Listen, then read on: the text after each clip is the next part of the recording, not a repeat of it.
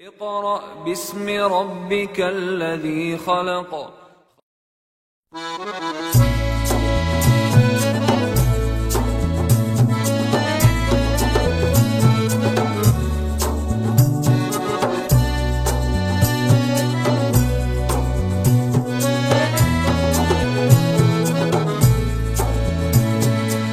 أحييكم جميعا بتحية الإسلام الخالدة وتحية الإسلام السلام.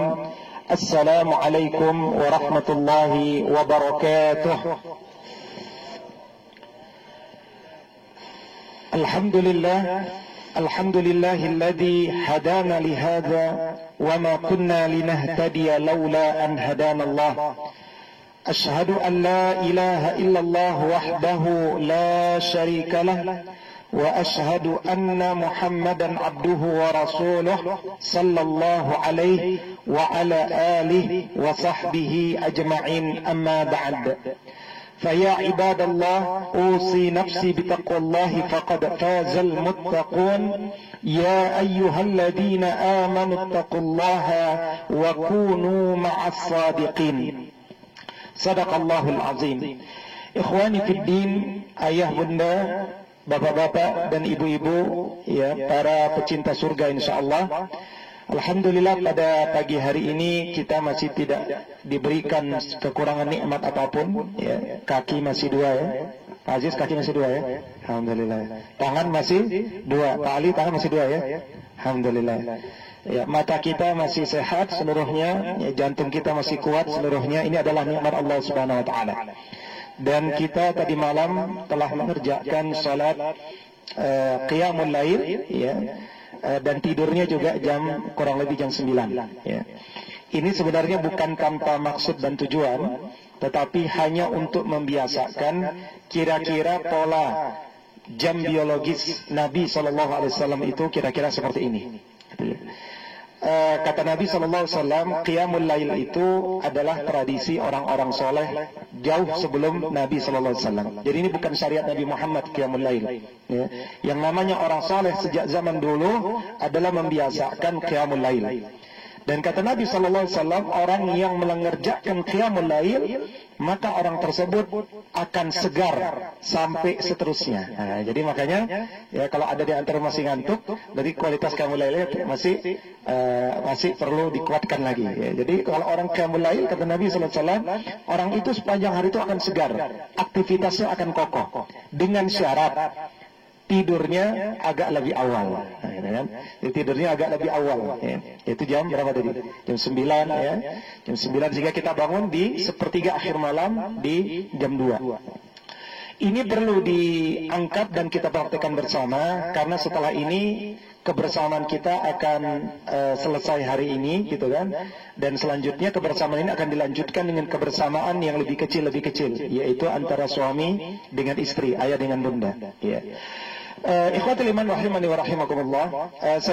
Saya ingin mengingatkan diri kita pribadi cara pandang yang besar terhadap alam dan isinya ini, termasuk kita yang berada di dalamnya, ya. Yang pertama, Al-Imam Fakhruddin Ar-Razi mengatakan bahwa, ya, yang disebut yang kekal itu adalah roh yang saat ini sedang diberikan amanah untuk mengemban jasad ini, ya. Itu yang disebut dengan yang abadi itu.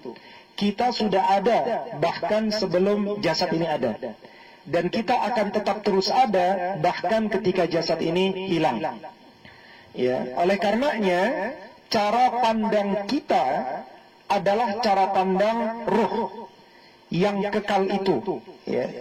Roh itu diberikan amanah berupa jasad, yaitu kita ini, ya. Jadi apa yang disebut dengan saya bukan yang terlihat, apa yang disebut dengan antum itu bukan yang terlihat. Makanya kemudian jangan terlalu fokus dan menghabiskan terlalu banyak waktu untuk memikirkan apa yang terlihat, tetapi lebih fokuslah kepada apa yang tidak terlihat. Ini kalau kita memahami betul cara pandang yang utuh terhadap diri kita. Mengapa? Kita berada di atas dunia ini hanya sebentar, ya. Bahkan kita sedang menapaki jalan menuju 40 tahun, ya, rata-rata semuanya, ya. Ya kecuali antum ya sedang menapaki ya langkah awal ya. Ya dulu saya seperti antum juga gitu kan, baru awal baru mempunyai anak satu dan seterusnya. Tapi nggak lama kemudian nanti kita akan menapaki fase yang berikutnya. Apa kata Nabi SAW? Perumpamaan ibarat kita kehidupan di dunia ini, perumpamaannya adalah seperti seseorang yang memasukkan tangannya ke dalam lautan, kemudian mengangkat tangannya kembali, dan di situ ada tetesan yang menetes dari jari jemarinya. Satu tetes yang menetes dari jarinya itu adalah kehidupan dunia ini. Jadi dapat kita bayangkan alangkah tidak adilnya kita kalau kita lebih fokus kepada yang setetes ini dibandingkan lautan yang utuh, yang itu mencerminkan betapa jarak dimensi waktu yang akan kita rasakan untuk roh ini. Yang kedua, dalam hadis yang lain Nabi SAW umpamakan kehidupan di dunia ini laksana seseorang melewati sebuah negeri, dan negeri itu asing baginya, dan kemudian dia lelah dan beristirahat di bawah pohon yang rindang sembari tidak berani ngapa-ngapain karena ini orang asing ya. Sama seperti kita hari ini, kita ke tempat yang asing, tentu kita nggak berani jalan jauh-jauh. Kita juga baik dengan orang-orang di sekitar, nggak berani melakukan yang aneh-aneh dan seterusnya. Mengapa? Karena kita orang asing. Cara pandang ini yang kemudian diangkat oleh Rasulullah SAW agar kemudian kita memandang dunia ini juga sebagai cara memandang dunia ini sebagai sesuatu yang sifatnya tempat perlewatan sejenak gitu ya. Kita kebetulan aja sedang melewati ini. Ini cara pandang kita yang utuh ya. Mulai dari sebelum dan nanti berikutnya. Kita sedang mampir di dunia ya. Kemudian kalau kita ikuti lagi cara pandang di dunia, okelah, kita kemudian sedang beristirahat atau sedang mampir di dunia ini berapa lama? Ya. Kata Nabi SAW, "A'mar ummati baina 60 wa 70 sana." Umur umatku itu ada di antara 60 sampai 70 tahun. Sedikit yang lebih daripada 70 tahun ya. Artinya kita ketemu angka 60 tahun. Kita ketemu angka 60 tahun. Nah ini angka-angka ini penting bagi kita untuk mempersiapkan hal-hal yang menuju ke arah sana.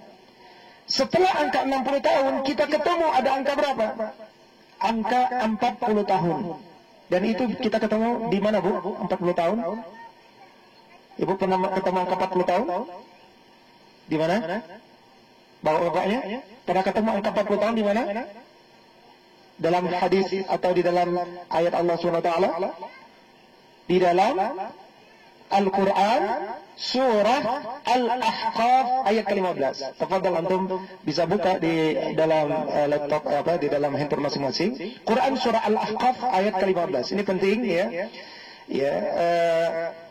Mengapa Allah Subhanahu wa taala mengajarkan kepada Nabi Muhammad sallallahu alaihi wasallam pada puncak karirnya doa ini. Satu doa yang juga pernah diajarkan kepada Nabi Sulaiman alaihissalam pada umur 40 tahun di puncak kesuksesan manusia yang bernama Nabi Sulaiman alaihissalam. Pada saat itu diajarkan doa yang mirip yang bisa juga dilihat dalam Quran surah An-Naml ya.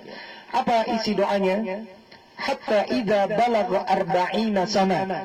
Kalau engkau sudah sampai umur 40 tahun, apa arahan Allah Subhanahu wa taala yang menciptakan kita kepada kita yang diciptakan? Ya, apa?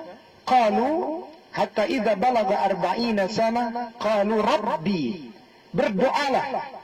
Artinya adalah switchlah cara hidupmu yang tadinya sudah baik kemudian siap tinggal landas. Paling optimal ya.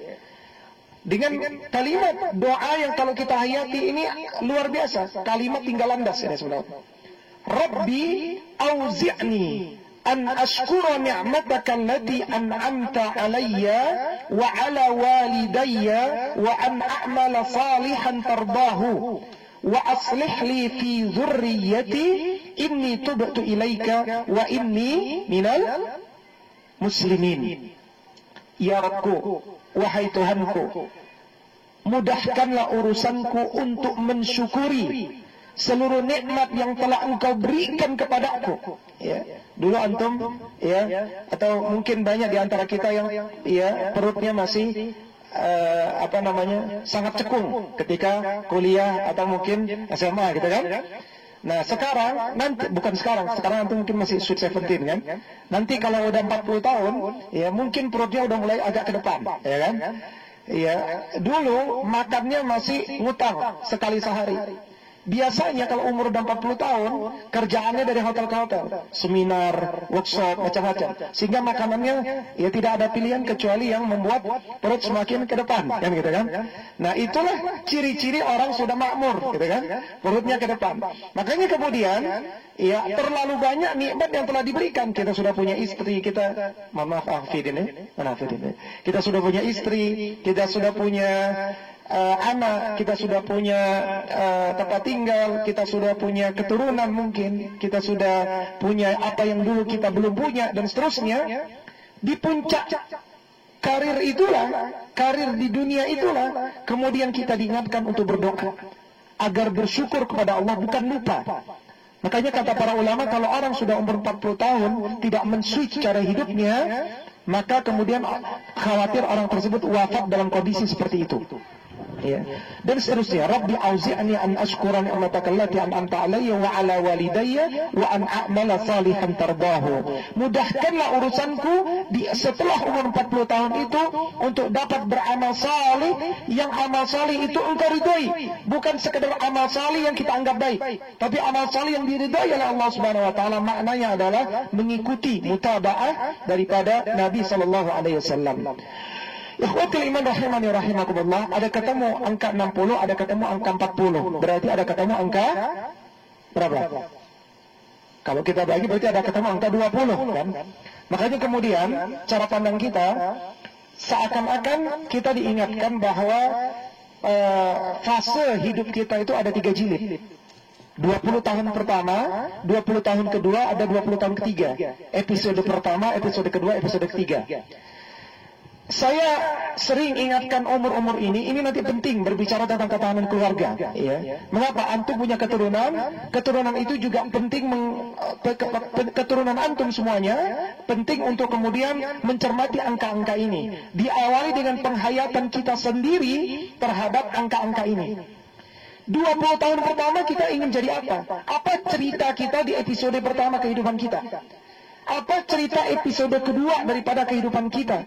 Apa cerita episode ketiga daripada kehidupan kita? Itu kita yang membuat. Yang jelas, pertama, yang namanya manusia, dia pasti terkadang naik, terkadang turun. Betul? Hari ini rajin ngaji, besok malas. Hari ini rajin ke masjid, besok malas. Hari ini rajin mukhayyam, besok senang ke mall misalkan. Gitu ya. Jadi grafik itu biasa dan itu manusia. Makanya kemudian persoalannya adalah grafik seperti apa yang akan kita buat untuk, atau kita modelkan untuk hidup kita. Apakah grafik amplitudo, ya sinusoidal yang begitu naik turun dan kalau ditarik garis atas dan bawahnya selalu datar saja. Yang jelas bukan itu. Tetapi kata Nabi SAW mengisyaratkan bahwa grafik yang diinginkan oleh umat kepada umatnya itu adalah ketika seseorang itu mulai turun, dia naik lebih tinggi lagi. Turun, naik lebih tinggi lagi. Jadi dari umur 60 sampai 60 tahun, kalau ditarik garis rata-ratanya, itu selalu naik ke atas. Itu yang diinginkan oleh di dalam agama ini. Perkara bahwa seseorang itu terkadang jatuh dan malas, dia naik lagi. Makanya kemudian kata Nabi SAW, al-iman yazidu bit-ta'ah wa yanqusu bil-ma'siyah. Iman itu akan terus bertambah bersama ketaatan, bersama kebersamaan, tetapi iman itu juga akan berkurang bersama kemaksiatan kita, bersama kesendirian kita. Maka kemudian ikhwatul iman rahimani wa rahimakumullah, kita hari ini telah membangun sebuah keluarga. Keluarga itu adalah satu di antara syariat agama ini. Ya, ada beberapa ulama salafus salih yang tidak menikah. Tetapi kalau kita tanya dan kita pelajari hidupnya, kenapa nggak menikah? Bukan beliau mengharapkan menikah seperti rahib para pendeta. Ya, termasuk Imam Nawawi, ya dalam hidupnya beliau tidak menikah. Tetapi karena terlalu sibuknya di dalam ya berdakwah, menulis buku dan seterusnya, sehingga kemudian tidak sempat untuk menikah. Tetapi itu bukan menjadi dalil bahwa puncak daripada keimanan seseorang adalah tidak menikah. Karena hadisnya kemarin sudah kita bahas, tazawwaju fa inni mukatsirun bikumul umama yaumal qiyamah wa la takuna karahbaniyatin nasara. Jelas dalam hadis dari Imam Muslim ini, jangan kalian jadi seperti rahib-rahib pendeta Nasrani yang mereka tidak menikah sebagai puncak daripada kebaikan mereka, dan kita menikah. Persoalannya kemudian ya, ini pelajaran baik ya. Artinya kita hari ini berangkat ke sini, tahu persis sebelum berangkat berapa lama kita di sini, ya kan? Oh, kita ke sini hari Sabtu sampai hari Minggu, ya. Sehingga ada Pak Dani yang dari Bandung, ya kan? Dia udah tahu persis. Oh, saya berarti harus tiba di Bandung, dari Bandung berangkat jam sekian, tiba di sini, gitu ya, berkumpul bersama sahabat-sahabat. Tapi saya ingat juga Pak Dani, ada satu hadis Nabi SAW. Ada seorang pemuda, kata Nabi SAW, yang berjalan jauh dari tempat yang jauh untuk bertemu dengan saudaranya, maka kemudian orang tersebut akan senantiasa didoakan oleh para malaikat untuk masuk ke jannahnya Allah Subhanahu wa taala. Kenapa? Karena seseorang itu berjalan jauh untuk bertemu dengan saudaranya, bukan mau minjam uang, bukan mau bisnis, bukan. Dia cuma mau silaturahim dengan saudaranya. Itu kata Nabi SAW. Ini adalah sebuah fadilah. Bagaimana mencintai kebersamaan itu luar biasa. Hidup ini sejatinya adalah kebersamaan, bukan sendiri-sendiri. Ya. Ada banyak keluarga di luar sana yang belum punya anak saja sudah sibuk, seakan-akan hidup ini berat. Ketika dia punya anak satu, seperti punya anak 10. Ya kan? Dia tidak bisa ngapa-ngapain, seakan-akan hidup ini adalah keluarganya saja. Ada banyak keluarga di luar sana, tetapi kita mencoba mendefinisikan kembali apa makna keluarga bagi kita semuanya. Ya.